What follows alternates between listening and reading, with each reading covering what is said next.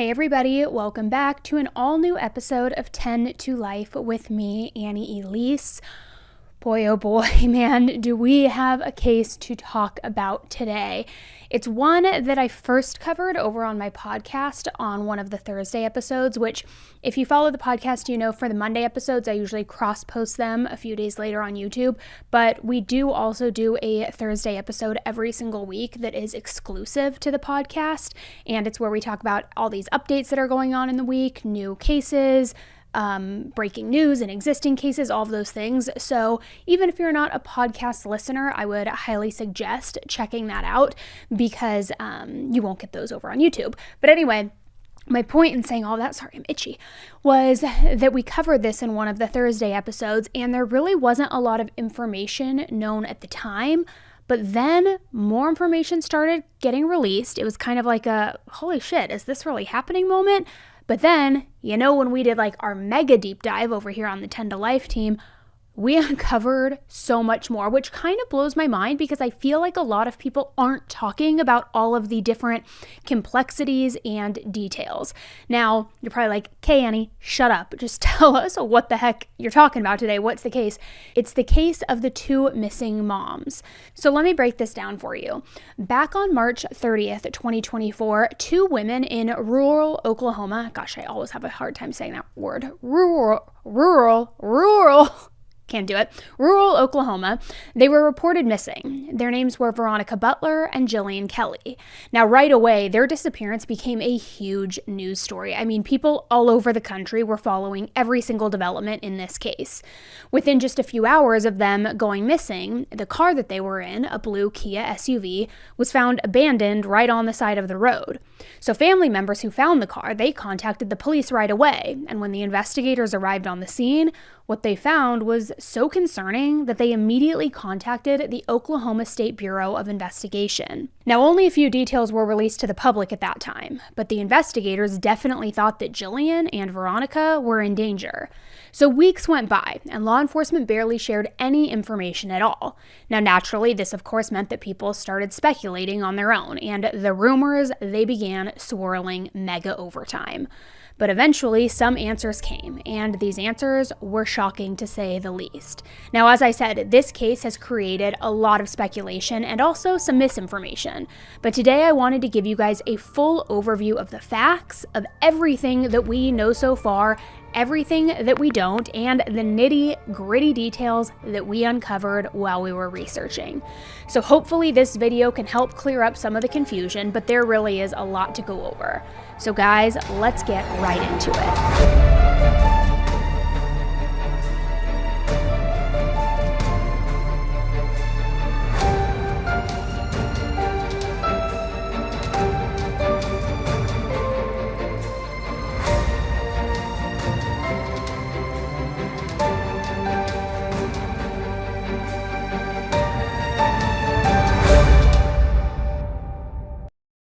So on Saturday, March 30th, 2024, 27-year-old Veronica Butler and 39-year-old Jillian Kelley were driving from Hugoton, Kansas to go and pick up Veronica's kids.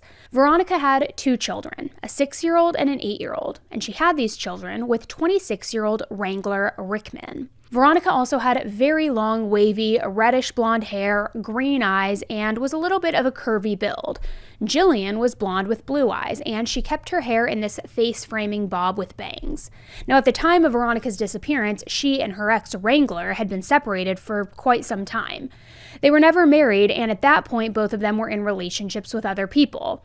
Now, at the time, Wrangler had full custody of their two kids. Wrangler lived outside of Keys, Oklahoma, and Veronica lived in Hugoton, Kansas. Now, even though they were in different states, the two towns were less than an hour away from one another, right on the bordering edge. So if Veronica ever wanted to drive to Keys, like she was on the day that she went missing, she had to drive along Oklahoma's panhandle. Now, this was a very rural, I'm going to try and say it again, guys. This was a very rural area that bordered 4 other states: Kansas, Texas, Colorado, and New Mexico. So we'll be talking about different areas across state lines, but they are all very close in proximity to one another. So anyways, Veronica was allowed 1 supervised visit per week. It was also always on Saturdays from 8 a.m. to 5 p.m. There were a few people who had all been approved by the court to be involved in these visitations who were allowed to accompany Veronica during these visits, and Jillian Kelley was one of those people. However, most of the time, the visits were supervised by a woman named Cheryl Brune. Now, the problem was that on March 30th, Cheryl wasn't available. So Jillian, who also happened to be a pastor's wife, who Veronica had met through the church, went with her to go pick up her children. Now, that day, Veronica wasn't meeting with her ex-wrangler. Instead, she was supposed to see his mom and the kids' grandmother, Tiffany Adams. Now, the reason for this was because Wrangler was actually in rehab at the time, and therefore he was unable to take care of the kids himself. Since he had full custody, as I mentioned, he had his mom take care of the kids while he went in for treatment. So this meant that she was supposed to make sure that Veronica got them during her visit. Remember, she had visitation every single week. Now, Veronica had one particular place where she would always meet up with either Wrangler or Tiffany to, exchange the kids. And this meeting location was an abandoned Four Corners gas station in Eva, Oklahoma. And Eva is about a 45-minute drive from Hugoton and about a 25-minute drive from Keys. So Veronica and Jillian planned to head there, pick up the kids, and then take them to a family birthday party in Kansas, all before bringing them back to Oklahoma later that evening. So everybody was expecting Veronica and Jillian to show up to the party with the kids late in the morning on Saturday. But the thing was, they never showed up. Veronica's family tried contacting her, but they couldn't get a hold of her. So they immediately, of course, became worried by this. I mean, Veronica wouldn't miss this. And she definitely would have told them if something had changed within her plans. So two of Veronica's relatives got in their car, and they went off searching for her. They knew where she was planning to meet Tiffany to pick up the kids, and they knew the general route that she took from Hugoton to this abandoned gas station. And like I said, it was a very rural area. So most of these towns along it, like Eva, aren't actually really even real towns. I mean, think more of something like a couple of buildings in the same general area. So it wasn't like Veronica and Jillian could get lost or even stuck in traffic. Certainly not. So eventually, as Veronica's relatives were driving around and looking for her, they found Jillian's blue Kia SUV. It was abandoned on a dirt road that was just off the road that they had been driving on. But Jillian and Veronica were nowhere in sight. There were also miles and miles of wide open space all around, but there was no trace of the women. So it was very, very concerning to say the least. So Veronica's relatives immediately called the police.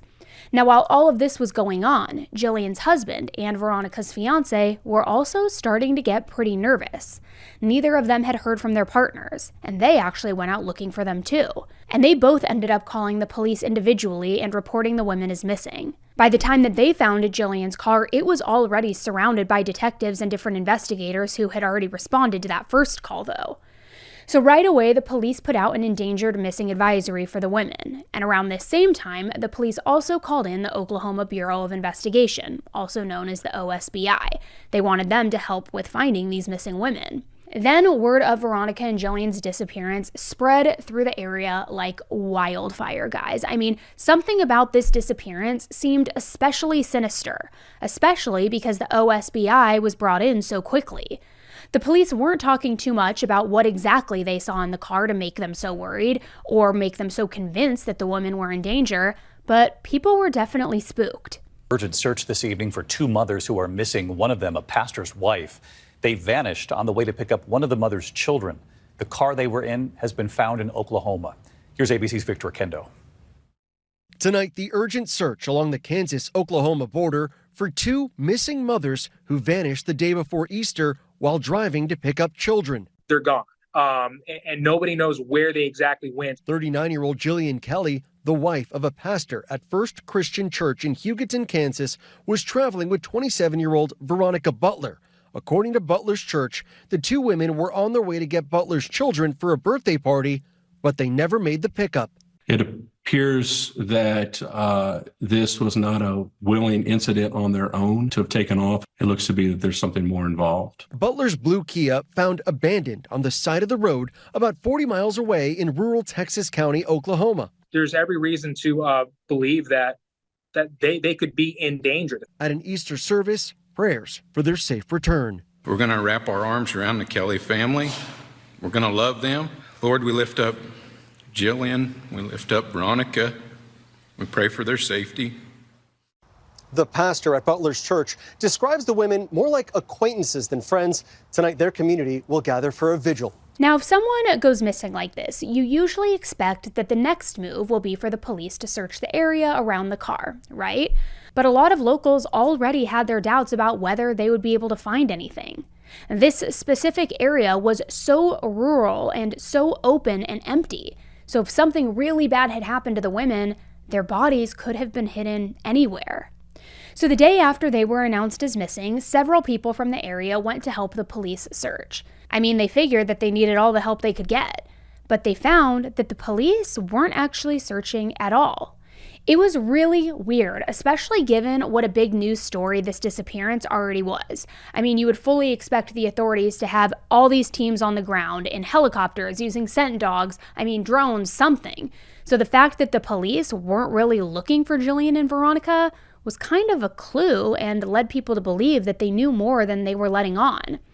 In fact, by April 3rd, the OSBI officially released a statement saying that they had found evidence around the vehicle that made them think foul play was involved. However, they were pretty vague, and they didn't have a ton of details to share with the public, even though they gave this announcement. After hearing this, people became extremely scared and worried.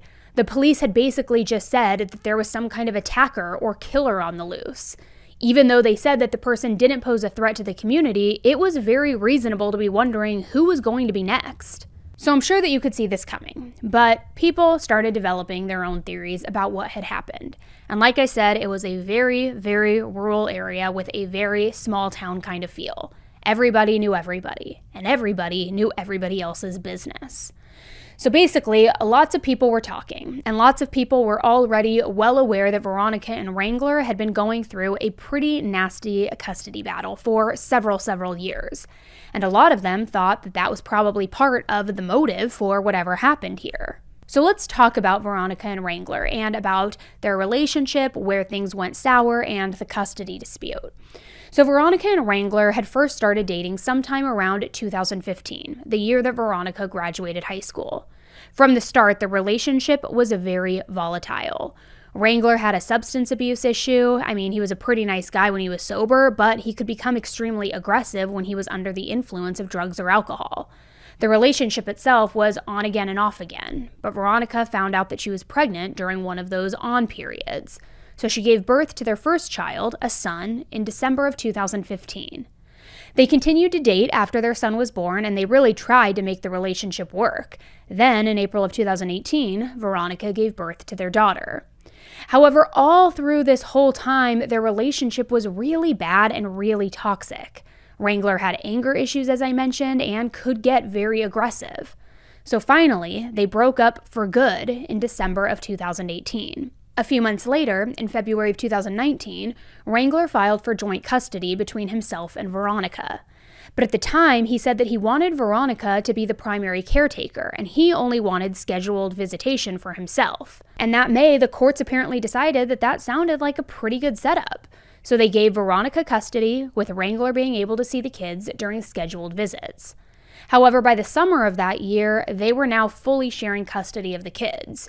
Wrangler would have them on one week, then Veronica would have them the next, and they would just go back and forth like that. It wasn't anything legally binding. They decided to do that on their own without the court's intervention.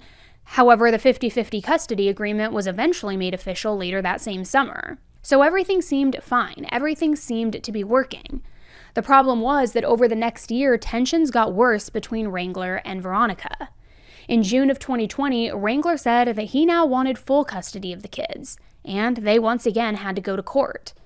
At the hearing, Wrangler made a bunch of accusations about Veronica. Basically, he said that she was purposefully making it very difficult for him to see the children. She wasn't providing them with a stable environment, and he said that she was coaching the kids to hate Wrangler. He also said that Veronica had moved the kids multiple times within the past year, all without his permission or his knowledge. She had taken them from Kansas to Colorado, back to Kansas to Oklahoma, and then back to Kansas again. During those moves, the kids would sometimes go to stay with Veronica's friends and also her family, all without Wrangler knowing. So basically, he was supposed to have half of the custody rights, but he didn't even know where the kids were or how to get a hold of them when he needed to. Meanwhile, according to him, she was out partying. She was handing the kids off to various people, unable to get a steady job, and was even fired from multiple jobs from being unreliable. On top of that, Wrangler argued that Veronica was putting the children in very harmful situations. Apparently, the kids had suffered numerous injuries under her care, and Wrangler was never notified about what had happened until way after the fact. One time, Veronica's dog bit their son in the face. She never told Wrangler what had happened, even though the marks were visible. She also apparently took him to the doctor to have the bite looked at and never confirmed that the dog didn't have rabies. Additionally, there were other problems that came up when Veronica was staying with Wrangler's grandmother. See, the grandmother had turkeys on her property, and she made Veronica and Wrangler's 2-year-old daughter feed and give water to the turkeys each morning. The turkeys would apparently peck the little girl in the face, leaving many scars and many marks. And again, Veronica didn't tell Wrangler about these injuries. She would just wait until it was his turn to come pick up the kids, and then he would notice the marks for himself, and he would have to ask her what had happened. To make matters worse, Wrangler and his mother, Tiffany, both testified that Veronica's brother had sexually harmed the children. And what's worse, there was even evidence to prove it. And Veronica had been previously told by the court that the kids could never, ever be around her brother. But Veronica didn't listen, and she kept bringing her kids around him.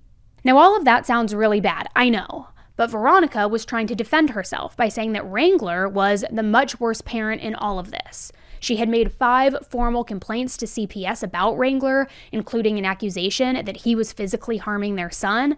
But Wrangler turned around and said that all of those allegations were just false. Veronica was making them up, all to get back at him.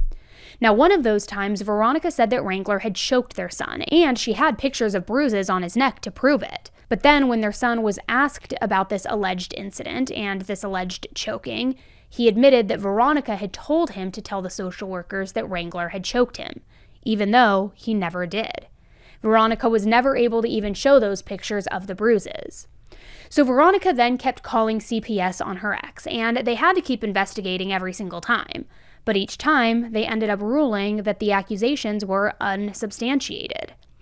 Well, during the custody hearing, Veronica never even denied that she had made up those allegations. She pretty much admitted that she had lied about Wrangler and that she wasn't providing the kids with a safe and stable place to live. She also admitted that she was illegally receiving welfare assistance from the state of Kansas while she was living in Oklahoma. Additionally, she didn't have anybody who could provide any solid testimony on her behalf that she was a good parent. But Wrangler did. Multiple people came in and said that Wrangler was a great dad.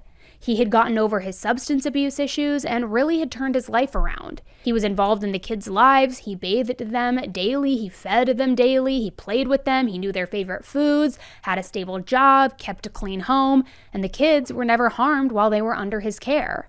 So because of that, Wrangler was officially granted full custody of the kids, and then Veronica was limited to supervised visits once a week, every single Saturday, as I mentioned. Now, I think that this ruling was made sometime in 2022, but it is hard to say for sure. The court records regarding this whole custody fight were sealed shortly after Veronica and Jillian's disappearance. Still, I do think that it goes without saying that Veronica really didn't come across great in that custody hearing. It sounds like she made some major parenting mistakes. I think that's undeniable. However, by March of 2024, she had seriously turned her life around.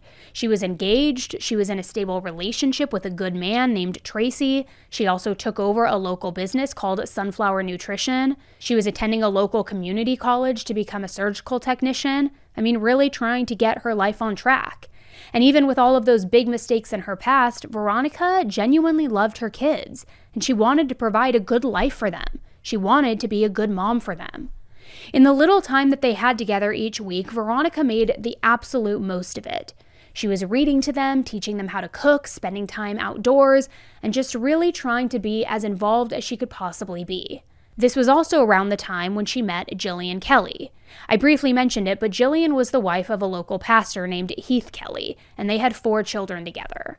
Heath worked at the First Christians Church in Hugoton, which Veronica had started attending. After the two of them met, Jillian became a sort of mentor for Veronica. She was a great role model and somebody for Veronica to look up to.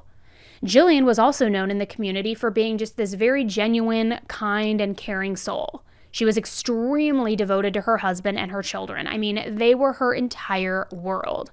And I'm not trying to make it sound like she was so busy being a mom that she wasn't doing anything else. I mean, but honestly, it was kind of like the complete opposite.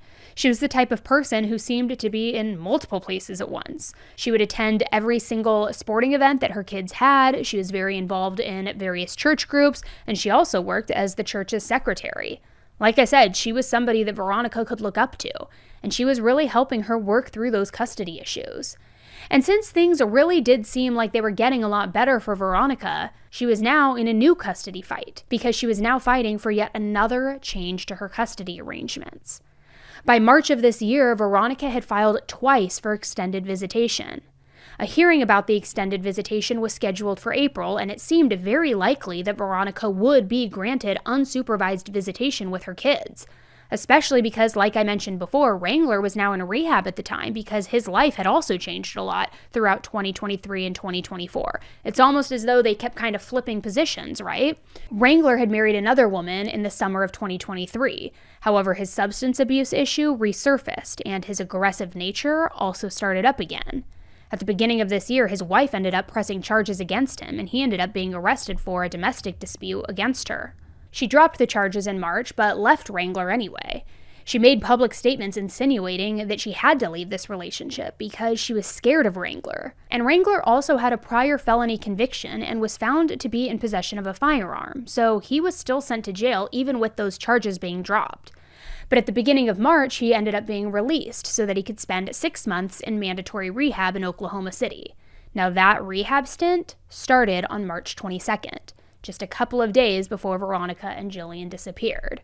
So when Veronica and Jillian first disappeared, I mean, many people thought that Wrangler was involved because of all of the issues that they had had in the past, right? But that was physically impossible because Wrangler had a very strong alibi. He was in Oklahoma City, and he was nowhere near the area where Veronica went missing. I mean, it's not like he could have just checked out of rehab for the evening and then come back without anybody noticing. Did it mean he was involved in planning or plotting? Maybe, but definitely not in the physical act. It couldn't have happened. So people were digging up everything that they could find, and eventually they started taking a closer look at another possible suspect. Who had motive? Who had means? Who had opportunity?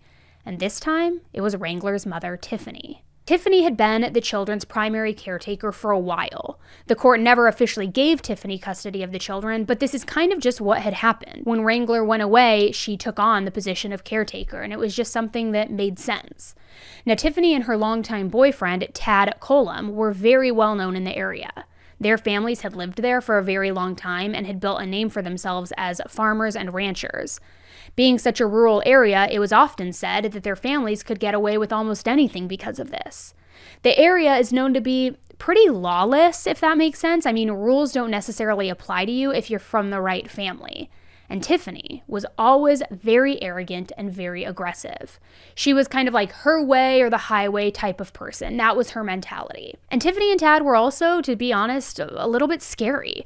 I mean, there was kind of this aura of danger around them, and people said that they were just outright mean. They threatened anybody who ever got in their way about anything. But Tiffany was also very involved in the community.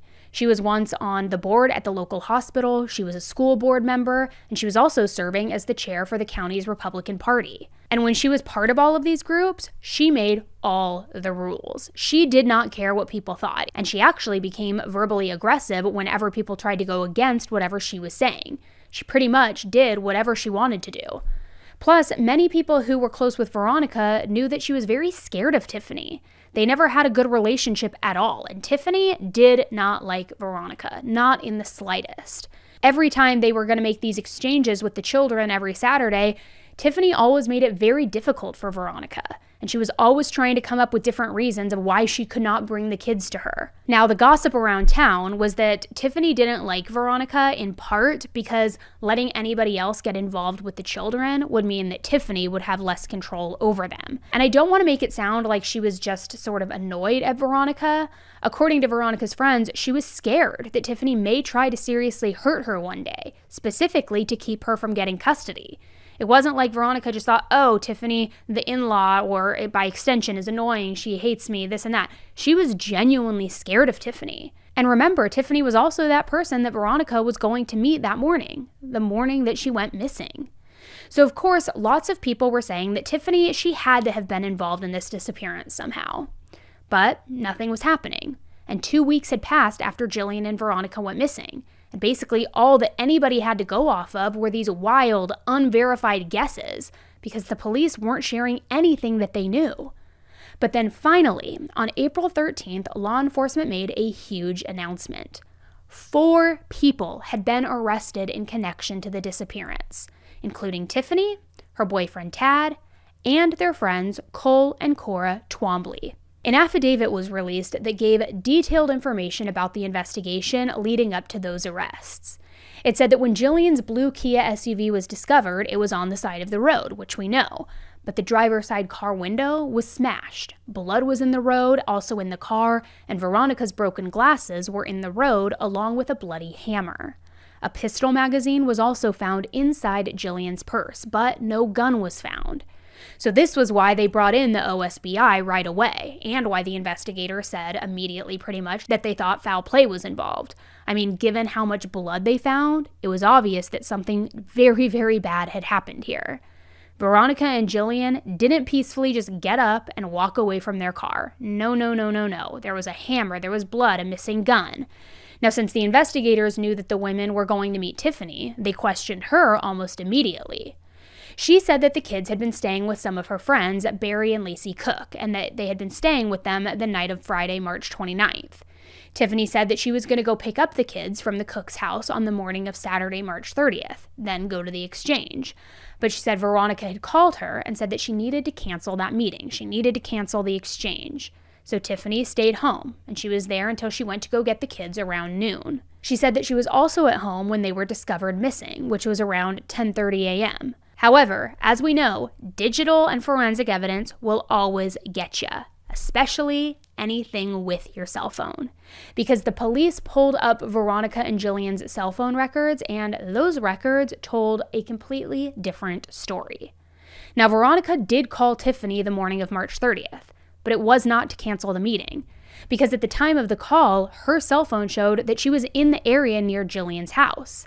This was also around the time that Veronica and Jillian had originally planned to meet up and then head towards that Four Corners gas station. Both Veronica and Jillian's cell phones showed them traveling from Jillian's house toward that gas station as well, where they were supposed to meet Tiffany that morning. However, then their phones suddenly stopped pinging around 9:42 a.m. And coincidentally, or not so coincidentally, they stopped pinging in that same area where the car was found. So obviously, if Veronica really was going to cancel her visit with the kids, she wouldn't have done any of the things that her cell phone pings said that she did. I mean, why would she still meet with Jillian? Jillian and Veronica weren't super close friends or anything, so Veronica really had no other reason to be at Jillian's house. Why were they also still traveling to the Four Corners gas station to pick up the kids? Why didn't Veronica tell any of her family members at the birthday party that she wasn't going to be there? Why would she do any of this if she had told Tiffany that the meeting was canceled? It didn't make any sense, unless you assume that Tiffany was lying about that part of the story. Now, on top of all of that, the police interviewed the woman who usually supervised Veronica's visits, Cheryl. Cheryl said that she was planning on going with Veronica that day, but Tiffany randomly contacted her, and she told her to take the next few weekends off. Apparently, Tiffany told Cheryl that she was going to supervise the visits for herself. She said she wanted to see how Veronica acted with the kids and wanted to make sure that nothing strange was happening. And as unbelievable as it sounds, this was technically allowed. Tiffany was an approved supervisor. The courts said that it was okay for her to keep an eye on these visits, even though she obviously had a bias against Veronica and didn't want to see her get custody. So this story could have been true. Tiffany might have wanted to supervise everything herself. But again, if that were the case, I still don't see why Veronica would also bring Jillian with her to pick up the kids. She wouldn't have needed Jillian if Tiffany was doing the job of being supervisor that day. So there was just enough that wasn't adding up about everything that Tiffany said, and all of this made the detectives even more suspicious. And on April 1st, they ended up obtaining a search warrant for Tiffany's phone. It showed that in the months leading up to Veronica and Jillian's disappearance, Tiffany had searched on Google for different things like taser-level pain, gun shops, prepaid cell phones, and how to get someone out of their house. In late March of 2024, Tiffany also bought 5 stun guns at a gun shop in Oklahoma, and she also bought 3 prepaid cell phones from a Walmart in the same town. All 3 of these phones were in the exact same location as Veronica and Jillian's abandoned car, and at the exact same time that Veronica and Jillian seemed to have just vanished and disappeared on March 30th. The phone's last known location was a farm about 8.5 miles away from the abandoned car, and it pinged one last time around 10:30 a.m. before then being turned off. And then the police found a real bombshell in all of this on April 3rd. And that was when they interviewed Cora and Cole's youngest daughter. See, she told the police that her parents had been friends with Tad and Tiffany for quite some time. In the past few years, they apparently had formed an anti-government religious group, which they called God's Misfits. The group was mainly composed of Tiffany, Tad, Cora and Cole, and Lacey and Barry, who, remember, were the ones watching the children at the time of the disappearance. And then there was one more man involved named Paul Grice. Now, I'll talk more about the group's views in just a bit here because there is a lot of confusion around them, but for now, it's just important to know that the group met weekly at the Twombly's home. When they would meet there, they would have a potluck dinner, they'd read Bible verses, and they would play games. Anyways, the Twombly's daughter said that she had overheard her parents talking with Tiffany about Veronica multiple times. They said that Veronica was a bad mother, that she hadn't done enough to protect her own kids from the abusive brother, all of those things. They also talked a lot about how Veronica needed to be gone. Permanently. According to the daughter, the group made a couple of different attempts as well on Veronica's life before she actually went missing.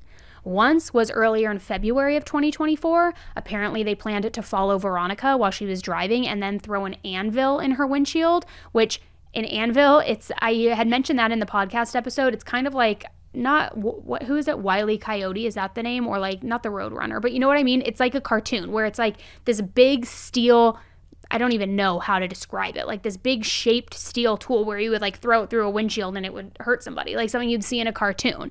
And they thought that that was going to work. Now, according to them, the reason behind choosing this method was because it could easily look like an accident, because anvils fell from work trucks all the time, which I don't know how believable that is. I've never heard of a cause of death. That's almost like how it's like one person every year gets killed by a blimp. But I mean, or I think it's a blimp. Maybe it's a hot air balloon. No, it's a blimp. But like, I don't know. Maybe it would work. I've seen crazier things. But anyways, the group went to Veronica's home and they had this anvil ready and they were just kind of waiting for her to leave. But the problem was Veronica never left her house, and that explains why Tiffany Googled how to get someone to leave their house, and that Google search was exactly during this time. The daughter then said that on March 29th, her parents told her that they were going on a mission. They were going on a mission with Tad, Tiffany, and Paul. They said that by the time she woke up the next morning, they would be out of the house. And sure enough, the daughter woke up around 10 a.m. the next morning, and her parents weren't home, just like they had said. They got back at around noon in their blue and gray Chevy pickup truck, and they immediately told their daughter to clean the inside and the outside of this truck. When she asked her parents what had happened, they said, "Things didn't go as planned, but we won't have to worry about Veronica Butler ever again." They also said that Jillian had to die because, quote, she wasn't innocent either. She supported Veronica. The daughter then asked her parents if they had buried their bodies in a well, and they replied back, quote, something like that. So all of her information was, of course, a huge break in this case. However, the police didn't want to rely on this one witness. I mean, there was no reason for them to think that the daughter wasn't credible, but the truth is people can lie. People can misremember. You can't really go off of one person's accounts. People also can exaggerate. So the detectives needed something harder, something more concrete. And luckily for them, while Wrangler was in jail for those domestic charges, those domestic dispute charges way back before he went to rehab, he had made some phone calls that were recorded. In these calls, he confessed that he knew that his mother wanted to get rid of Veronica, and he also confessed that he knew that Veronica was scared of her. Tiffany had threatened to kill her on numerous occasions and was very possessive over the kids. He also told a relative that the custody issues with Veronica were going to be over soon.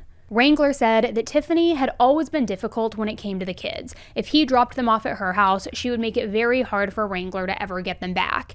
And in fact, on several occasions, he said that she even threatened to hurt him if he didn't let her keep the children.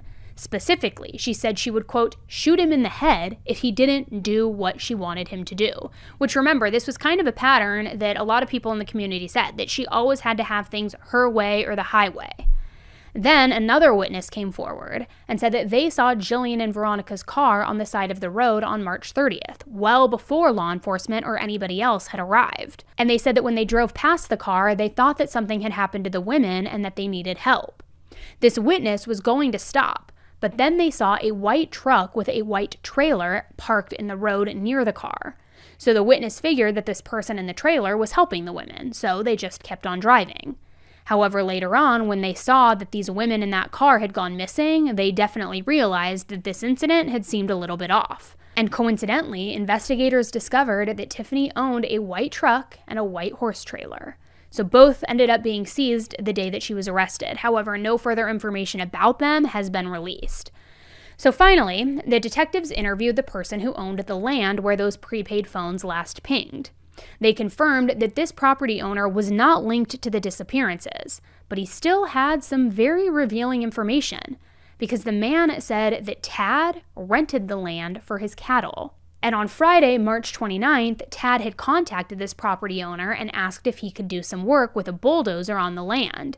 Tad said that he wanted to cut down a tree, he wanted to bury a stump, and then he wanted to bury some concrete. The property owner said that that was fine, and Tad went to it. He apparently was working on the property near a dam and a pond, and everything that he was doing apparently kept him there pretty late into the night.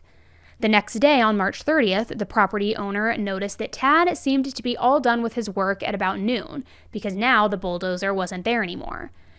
Now this was, of course, no surprise, the same day that Jillian and Veronica went missing. So of course it didn't take the police very long from there to finally swoop in and arrest the suspects, who now had just a ton of evidence heaped up against them. Welcome back to Court TV Live. I'm Michael Ayala, turning now to a newer case we've been following here at Court TV of two Kansas moms who were killed in Oklahoma.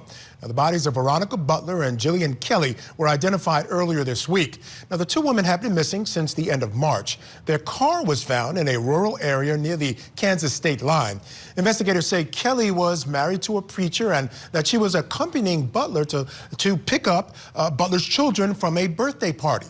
And officials say the women were targeted. Police arrested 4 people in connection with the murders. One of the suspects, 54-year-old Tiffany Adams, is the grandmother of Butler's children, and she also had custody of them. Investigators also say the motive may have been a custody dispute. Sydney Batsloff with KFDA TV brings us the latest from the suspect's arraignment. Do you have any remorse? Did you do it? Did you murder those women? Do you have anything to say to the children whose mothers are murdered? Why? One by one, each suspect was led inside the Texas County Courthouse, wearing handcuffs, leg shackles, and a bulletproof vest, showing their face for the first time since the brutal killings to Veronica Butler and Jillian Kelley's families. Just no justice is served. All 4 suspects are facing charges that include 2 counts of murder, 2 counts of kidnapping, and 1 count of conspiracy to commit murder. The prosecutors said the suspects lured Butler and Kelley to Highway 95 and Road L and took them to another location where they died from injuries. How can you hate somebody so much that you want to kill them? How can you hate the mother of your grandchildren so much that you want to end her life? That was not fair to her. That's not fair to our family. It's not fair to Jillian's family either. Inside the courtroom that isn't allowing cameras, Butler's father was seen lunging toward all 4 suspects, shouting profanities. The suspects showed little emotion. From my seat in the courtroom, I saw Cora Twombly shake her head no as charges were read aloud. Prosecutors say the death penalty is a possibility for all suspects if convicted. Even for law enforcement, this case is hitting home. We're not robots. We are human beings and we have emotions.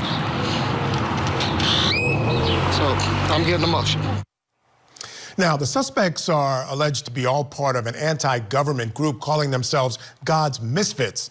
All are being held without bond and are expected back in court on May 15th. On April 14th, after all 4 people were arrested, the OSBI officially announced that both Veronica and Jillian's bodies had been found.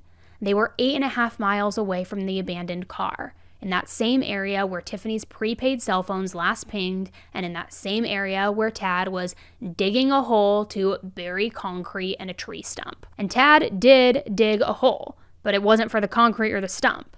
The bodies were found 10 feet underground, and they were covered with hay. And the burner phones were also buried nearby. So at this point, you're thinking, okay, case closed. Everybody who's been involved has been arrested. I can't believe 4 people were arrested, but good. Justice is coming, right? No, because on April 24th, a 5th person was arrested.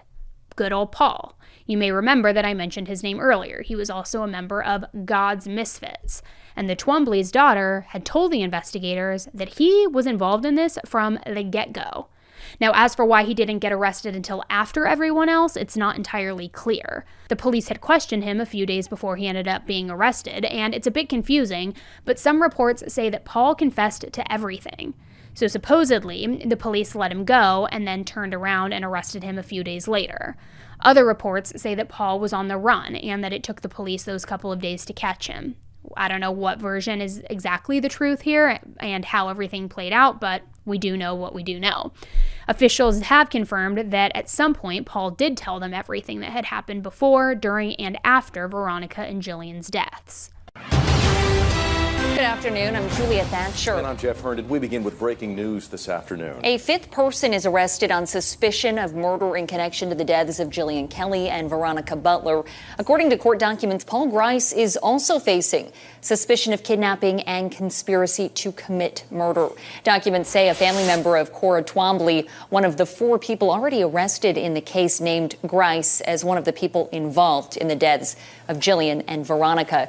I asked the Oklahoma State Bureau of Investigation back on April 15th why they did not arrest Paul Grice with the other 4 suspects.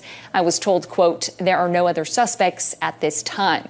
I asked today what is behind the delay in arresting Paul Grice and did not receive an answer. KSN does not typically name suspects until they are charged, but because of the public interest in this case, we have decided to name Grice. Coming up on KSN News at 5, details from the arrest affidavit and what it says Grice admitted to in the deaths of Jillian and Veronica.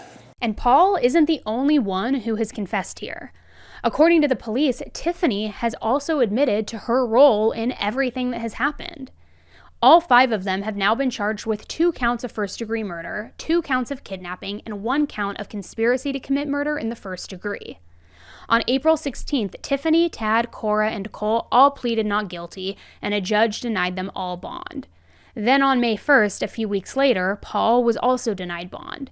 They are all being held, all separately from one another, in the Texas County Jail. Now, for the most part, it seems like Tiffany's motive for the murders was clear. She was a person who wanted control, and she was used to getting what she wanted. She wanted full custody of the kids. She didn't like Veronica, and she would have done anything to get her out of the picture. So she bought prepaid cell phones, and she came up with this plan with her weird misfit group of friends. She told Cheryl not to come that day, not to supervise the visit, that she was going to instead, and this is most likely because she, of course, didn't want a third party involved in any of this. She didn't want any roadblocks. The group also knew the route that Veronica would drive. They ran her off the road, they trapped her, and then they attacked Veronica and Jillian in their car. And Jillian wasn't killed or taken because she did anything wrong. She just happened to be there at the time. And since she was, Tiffany assumed that Jillian was somehow taking Veronica's side in this custody dispute. Veronica is the one who was driving, and it's been said that Tad was the one who attacked her. Now, she must have put up a very big fight because Tad had crescent-shaped scratches resembling fingernails, like the edge of a fingernail, all along his face. After they blitz attacked these women, they took the women to the property that was 8.5 miles away. They killed them, and then they buried their bodies in the grave that Tad had dug the previous day. It's unknown how the women died exactly, though. Some sources say they were shot, but some say that they weren't. Now, all of this happened within 30 to 45 minutes, and their home was about a 20 to 30 minute drive from where they had attacked Veronica and Jillian. But it wouldn't have necessarily taken this particular group very much time to commit this murder because, they had a plan, and everything was already pre-planned and put in place before it happened. However, there is still a lot of speculation that the larger group of God's misfits had a much bigger role in this crime. I'm also going to pause here to say that some reports do say that the group only referred to themselves as the Misfits and not God's Misfits, but the official affidavit says God's Misfits. So that's why I'm using that term and why I'm saying that. But basically, all the core members of this group, namely Tiffany, Tad, Cora, Cole, Paul, and the Cook family, believe that they are American state nationals. Some reports said that they considered themselves to be sovereign citizens, but the members have explicitly denied this in the past, saying that they were not sovereign citizens. And while the two are similar, there are some major differences between American state nationals and sovereign citizens. Sovereign citizens believe in the Constitution, and they use it to justify their belief system. But American state nationals do not believe in the Constitution, not at all. They are very, very religious and believe that the country is the property of God, and that they live, quote, under God's law and His grace alone. Therefore, the Constitution doesn't apply, because it wasn't created by God. They also believe that the United States government is just a tool that can be used to control people. They refer to the U.S. government as the corporation. However, like sovereign citizens, they do not believe that the laws of the U.S. government apply to them because they don't consider themselves to be American citizens. I know, it's kind of a lot, guys. But this movement has a really large following across the United States and even Canada, with lots of groups organizing classes and other events.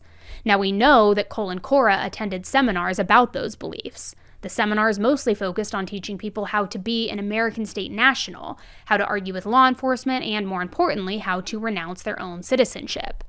They believed that if they took the very last step, namely renouncing their citizenship, then U.S. laws didn't apply to them, which is not how any of this works, but it does sound like at least some of the God's misfits may have really actually believed this.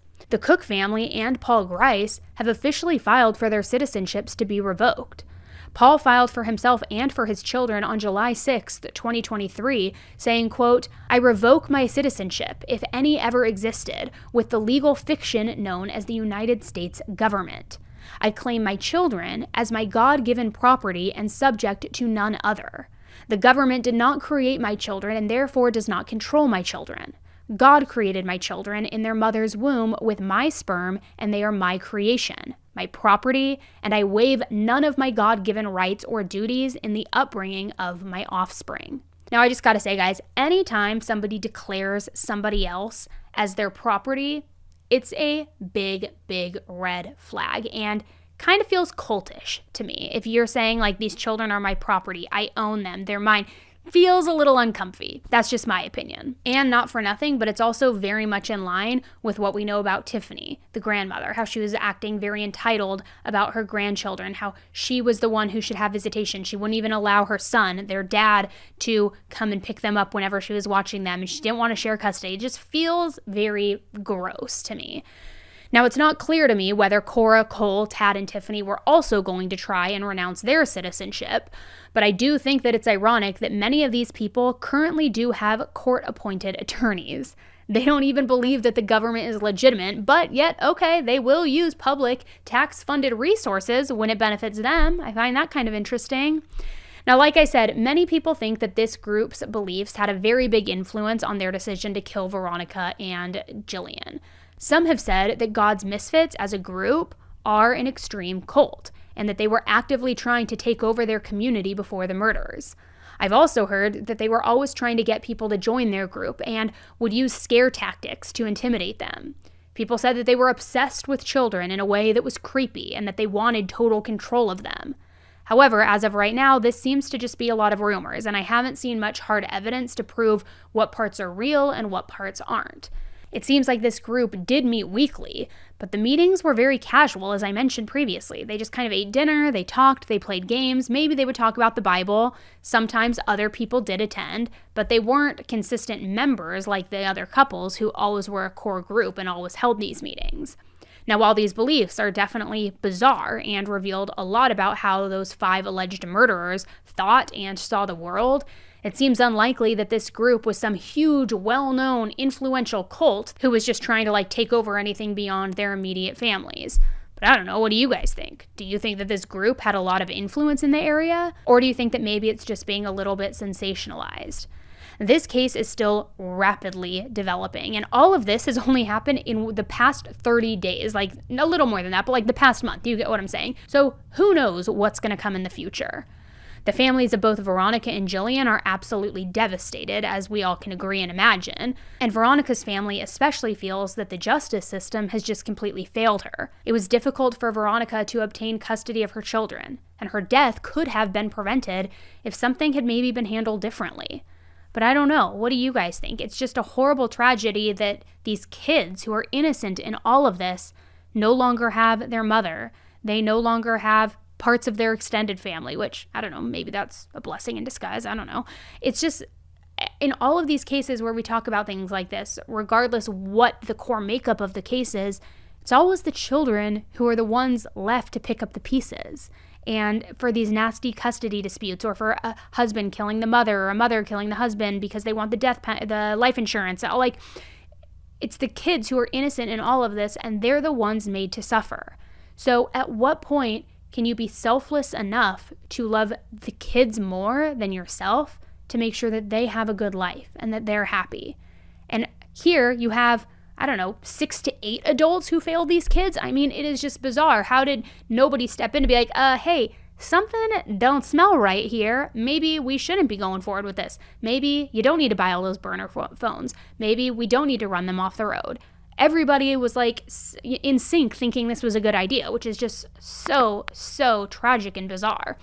But let me know what you guys think in the comments, and I will definitely be keeping you updated of developments in this case, because I don't think we've seen the last of it. But I hope that this video was helpful to give you a full comprehensive overview of what's going down in this case. All right, guys, thanks again for tuning in, and until the next one, stay safe.